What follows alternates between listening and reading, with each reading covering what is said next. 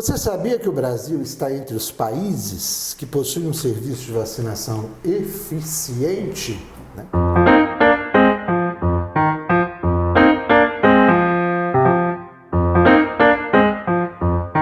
Bom dia, gente. Nós estamos aqui mais uma vez, dessa vez para conversar com o Dr. Cairon, e nosso assunto é sobre vacinação. Nada melhor que um pediatra para falar sobre vacinação, porque inclusive é o costume, é o hábito, né, de todos levarem. E as vacinas atuam como uma prevenção eficaz, né, defesa de organismo contra agentes infecciosos, bacterianos, e ainda bem que as temos. Mas, infelizmente, o que está acontecendo é que doenças que se esperavam estar erradicadas, como o sarampo, por exemplo, que já não existia no Brasil há anos, ela retornou. As causas são várias. Pode ser, o pessoal diz que são os venezuelanos que introduziram ou reintroduziram a doença no país, mas de qualquer forma isso significa também falha na vacinação nossa. Por quê? Porque se estivéssemos, né, com uma taxa de cobertura deste tipo de vacina boa, nós não teríamos os casos reaparecendo. Isso também quer dizer, não podemos baixar a guarda, não podemos deixar de fazer vacinação. E nessa conversa nós vamos ver aqui com o Dr. Cairon, que não é só as crianças, né? Também os adultos e os idosos também têm que se vacinar e se prevenir. Bom dia, Cairon. Tudo bom? Bom dia, obrigado, Dr. Cláudio, pela oportunidade de a gente falar desse tema aí. Como o senhor mesmo falou, as coberturas estão caindo, está voltando doenças também que foram erradicadas, né? Muito se dá também pelo sucesso do Programa Nacional de Imunização, porque as pessoas já não convivem mais com a doença, baixa a guarda e já não está tendo a doença, não vou vacinar. Mas é bom a gente explicar algumas coisas, né? Certo. Da então, vacina. Vamos lá. Cairon, algumas perguntinhas. Qual é a importância da vacinação? Como o senhor mesmo falou, as vacinas, o que as vacinas vão fazer? Elas vão proteger, vai blindar o organismo contra várias doenças, em todas as idades mesmo. Tanto criança, que a gente fica mais na minha área, mas adultos, gestantes, idosos também, protege bastante esse pessoal. E ela protege contra uma série de doenças infecciosas. Então, aquelas doenças que eram consideradas problema antigamente, como sarampo, a rubéola, a poliomielite, que é a paralisia infantil, começaram a querer voltar por conta da vacinação, que caiu um pouquinho a taxa de cobertura. Então, essas doenças deixaram de ser um problema antigamente devido à vacina, né? Bem, quais são as doenças, Cairon, que conseguimos controlar mantendo em dia a vacinação? A vacinação veio progredindo, o Programa Nacional de Imunização do governo veio progredindo aos poucos a cobertura, né? E hoje em dia a gente tem para muitas, assim, tem muitas doenças que a gente pode evitar com a vacina. A gente protege contra a tuberculose, formas graves de tuberculose, hepatite A e B, o sarampo, a rubéola, a cachumba, as diarreias graves, a poliomielite, que é a paralisia infantil, o sarampo, a rubéola, a cachumba, a catapora, né, a varicela que a gente fala, a gripe, a doença de colo de útero, que agora está mais nos adolescentes também, que são protegidos. Então são várias doenças que a meningite, que eu esqueci, que é fundamental, né, que teve até uns casinhos, a meningite, pneumonia. Certinho.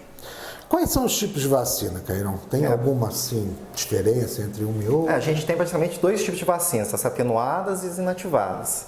As atenuadas são feitas de organismos vivos, só que eles passam por uma mutação, enfraquece o organismo, mas ela não provoca doença. De exemplo que a gente tem o sarampo, a rubéola, a cachumba. Então essas dão um pouquinho de reação mesmo, porque o vírus é fraco, que a gente fala, né? Para o pessoal entender. Eles são atenuados, eles são fracos, mas eles não causam doença. Pode dar um pouquinho de reação, mas não leva a doença. E a gente tem as inativadas, que é parte do organismo. Então, por exemplo, faz a vacina da proteína do organismo, que é a difteria, o tétano, a coqueluche, que a do SUS às vezes dá um pouco de reação, porque a proteína que a gente chama é celular, a proteína é maior um pouquinho. E a gente tem na particular a celular, que a proteína é um pouquinho menor, então ela dá menos reação. Então a gente tem as atenuadas e as inativadas. São basicamente esses dois tipos de vacina que a gente tem. Quais são as vacinas que são obrigatórias para as crianças no calendário? No calendário, então, a gente tem 2 calendários, que é o do SUS e a da rede particular, que muda um pouquinho, que daqui a pouco eu falo da particular. Do SUS a gente tem a BCG, que é contra a tuberculose, a hepatite B, a gente chama a Penta, né, que é a DTP, que é da difteria, o tétano e a coqueluche, que entra junto o hemófilos, que protege contra otites graves, meningites, da poliomielite, que entra junto, que é para evitar paralisia infantil, da rotavírus, também a gente tem a vacina contra a rotavírus, a gente tem a meningite C, que o SUS faz só da C, tem a pneumo 10, que o SUS faz, tem a tríplice viral, que é do sarampo, rubéola e cachumba, a gente tem a febre amarela, a gente tem da varicela e agora também do HPV, se eu não esqueci de nenhuma. Tá. E no caso aqui... E eu esqueci de falar da particular. Então, a particular, o SUS faz a gente fala meningite C, que cada letra que a gente fala é um tipo de bactéria. Então, no Brasil, a maioria que circulava no Brasil era C, 60%, 70%. E a gente tem na rede particular a ACWY e a meningite B. Então, o A, o W, o Y é um tipo de bactéria, teve até um caso em Poços, as mães ficaram tudo correndo atrás da vacina, que parece que eles não sabem se foi da A ou se foi da Y. E a gente tem da meningite B, que é só um laboratório que faz, que também é um tipo de vacina. E a gente tem, basicamente, de fora do calendário, as meningites ACWY e a B. Muda um pouquinho a rotavírus, na particular, que são 5 cepas, do SUS é uma só. E a de 2, 4, 6 meses, que é a DTP, que é a tríplice bacteriana, que faz na penta e na particular a hexa, que dá menos reação por causa que a vacina é acelular, então a proteína é um pouquinho menor. Aí basicamente a gente tem isso. E muda assim algumas doses. A catapora, que o SUS faz com 12, 15 meses, vai fazer só depois com 4 anos. E a Sociedade Brasileira de Pediatria pede para você fazer logo 3, 4 meses depois, fazer a segunda dose. Aí tem umas pequenas diferençazinhas aí dos calendários. Ok. Sobre a questão, é um mito aí, questão de dar antitérmico, né, antes de vacinar. Nossa, isso é obrigatório? Isso aí é fantasia? Eu acho que o principal ponto hoje é falar disso. Não pode dar remédio antitérmico antes de nenhuma vacina, com exceção da meningite B, que eu vou explicar. Tem até um estudo no Lancet, que é uma revista famosa inglesa, que eles fizeram um levantamento, um trabalho com 600 crianças, metade deram antitérmico antes, metade não deu antitérmico, e eles viram que na população, nas crianças que vacinaram, que deram antitérmico antes, diminuiu a produção de anticorpos. Não é que ela não vai funcionar, pode ter um risco de ter menos proteção. Então, não é para dar antitérmico antes. Pode dar depois, somente de 2, 4, 6 do SUS, que dá muita reação.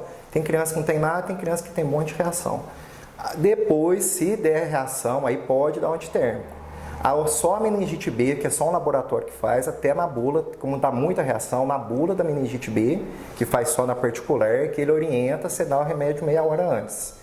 Mas o resto não é para dar antitérmico antes da vacina. Isso é importante orientar o pessoal, né? Porque o pessoal ouve falar e acaba fazendo, né? Até no posto de saúde, chega lá, a mãe já chegou no consultório perguntando se... cheguei no posto fazer a vacina, a enfermeira perguntou se deu o remédio. Aí eu tenho que explicar para a mãe, já quando eu trabalho no posto também, eu tento orientar o pessoal. Então isso tem que ficar bem claro que não pode dar antitérmico antes. Certinho. E os adultos também tem que vacinar? Nossa, os adultos principalmente. Criança, a gente fala muito da criança, da vacinação da criança, idoso também até fala, mas tinha que falar de vacina na clínica médica, na cardiologia, na pneumologia, porque os adultos não vacinam. Tem um levantamento que 64% dos adultos estão com a vacinação atrasada.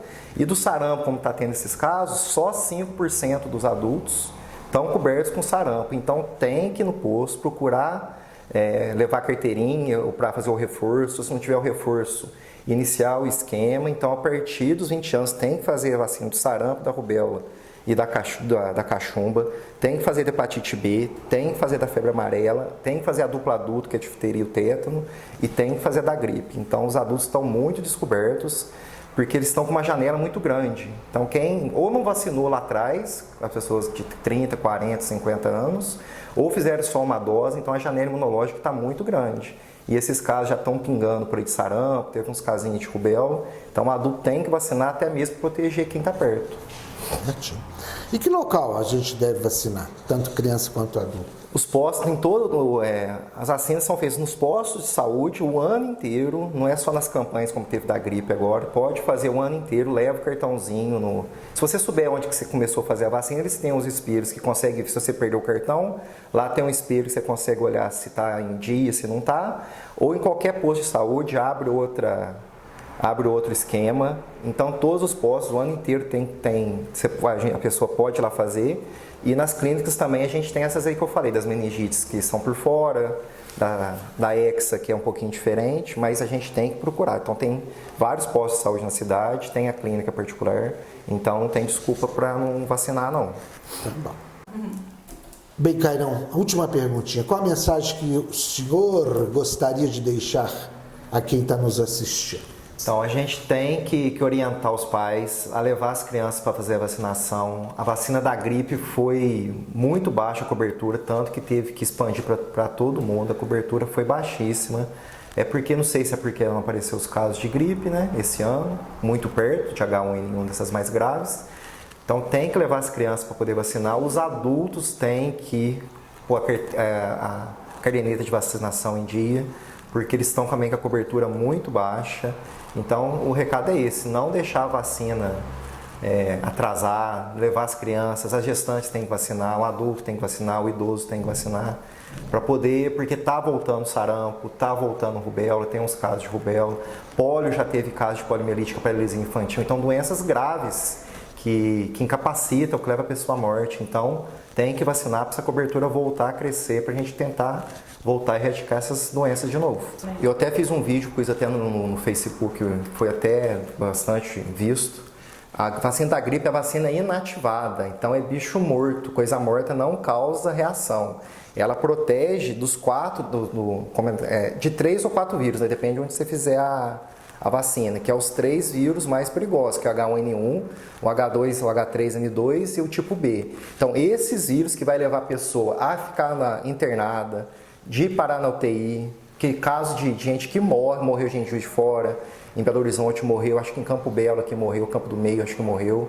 Então nada impede, porque resfriado e gripe, vários vírus podem dar. Mas você vai ficar com o nariz escorrendo, você vai dar uma febre, uma dor no corpo uns dias, mas nada mais que isso. Às vezes coincide da pessoa fazer a vacina da gripe e entrar em contato com influenza, que é o vírus sincicial respiratório, esses vírus mais tranquilos que vai levar ao resfriado. Então coincide às vezes. Mas a vacina da gripe não dá reação, coisa morta não dá reação e tem que fazer, porque é perigoso, porque se pegar um H1N1, a chance de parar na UTI de morrer é muito grande. E como é? E como é? Bem, Dr. Cairão Caproni Tavares é cooperado, né, nosso da Unimed Machado, pediatra, e ele atende na clínica Versalhes, aqui em Machado, na rua Joaquim Teófilo, número 22. E o telefone de contato de lá é 3295-4388. A gente agradece a tua presença. Eu que agradeço, muito obrigado. O tempo obrigado. que você está aqui com a gente, né? Mas é importante para a gente levar essa orientação para a população como um todo. Muito obrigado. Eu que agradeço, muito obrigado.